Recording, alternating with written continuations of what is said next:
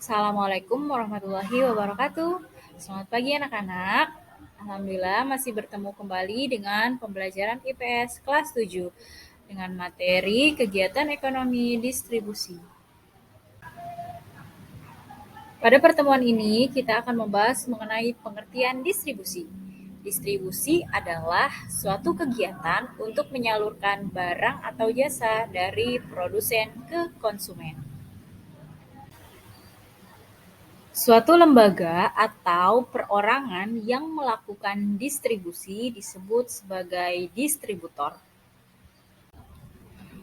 Adapun tujuan dari distribusi antara lain, satu, menyalurkan barang dari produsen ke konsumen.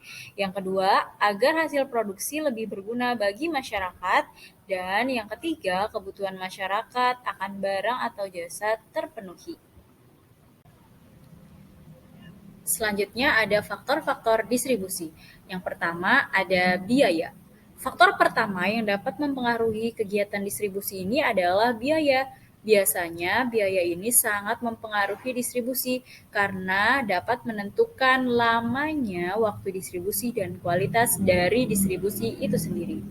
Yang kedua ada sifat pembayaran.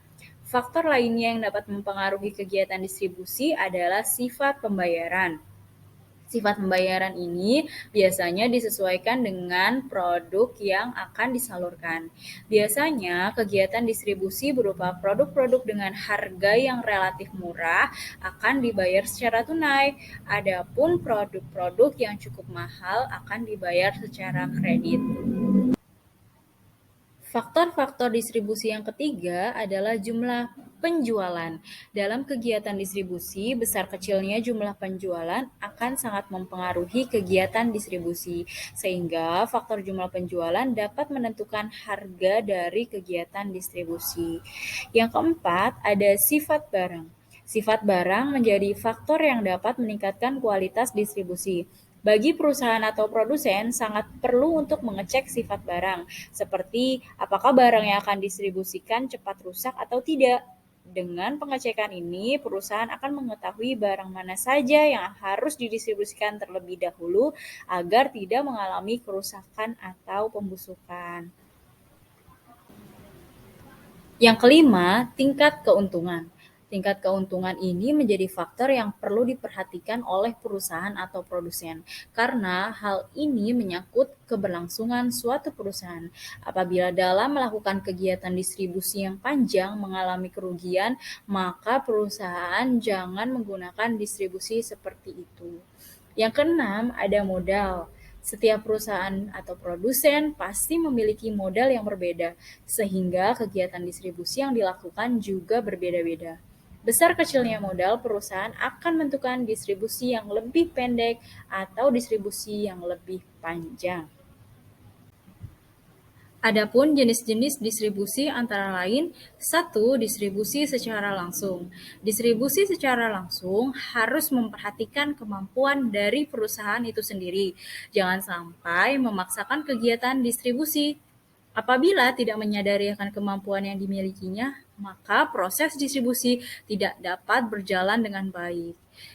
Nah, contoh distribusi secara langsung antara lain adalah seperti nelayan, petani, pedagang, dan lain-lain.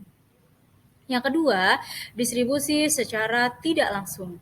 Distribusi secara tidak langsung adalah kegiatan distribusi yang dilakukan oleh pihak ketiga, sehingga perusahaan tidak berkaitan secara langsung. Jenis distribusi ini bisa dilakukan dengan cara perorangan atau menggunakan perusahaan distributor. Yang ketiga, ada distribusi secara intensif. Distribusi secara intensif adalah distribusi yang dilakukan untuk menyalurkan barang atau hasil produksi kepada retail. Setelah perusahaan menyalurkan hasil produksi kepada retail, maka hasil produksi tersebut akan dijual kembali oleh retail tersebut. Yang keempat, distribusi secara eksklusif. Distribusi secara eksklusif adalah distribusi yang dilakukan untuk menjual atau menyalurkan barang sebesar-besarnya.